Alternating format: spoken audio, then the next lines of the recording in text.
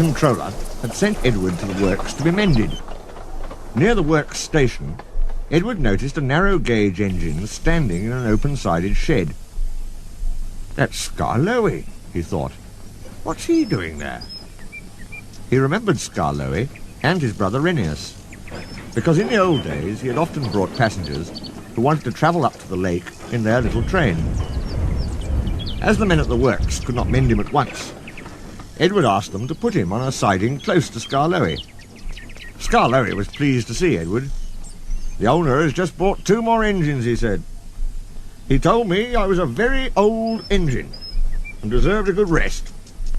He gave me this shed so that I could see everything and not be lonely. But I am lonely all the same," he continued sadly. "I miss Reneus very much.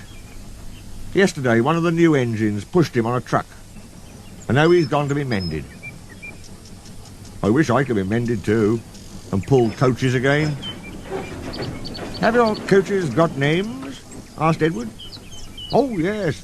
There's Agnes, Ruth, Jemima, Lucy and Beatrice. Agnes is proud. She has cushions for first-class passengers. She pities Ruth, Jemima and Lucy, who are third class with bare boards. But they all 4 sniff at Beatrice. Beatrice often smells of fish and cheese, but she is most important," said Skarloey earnestly. "She has a little window through which the guard sells tickets.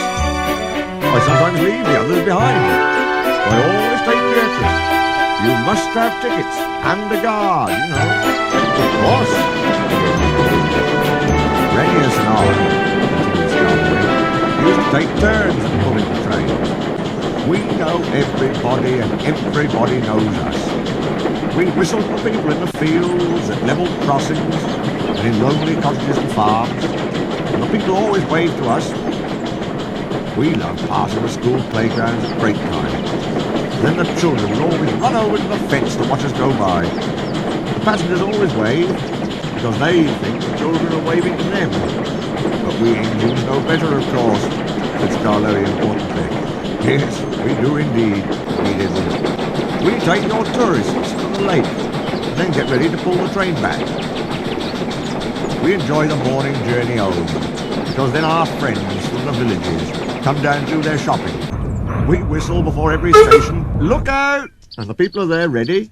'Where's Mrs. Last?' asks the guard. 'She's coming.'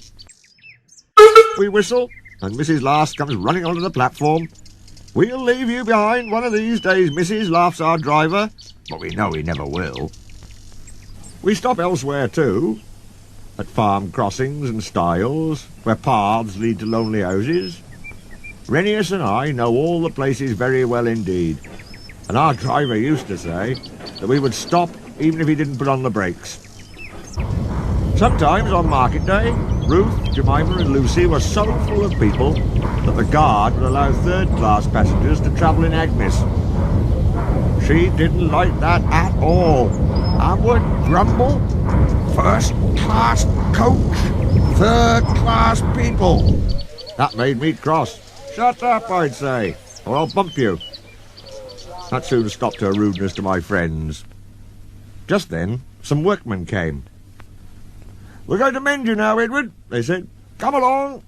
Well, goodbye, Skarloey. Thank you for telling me about your railway. It's a lovely little line.'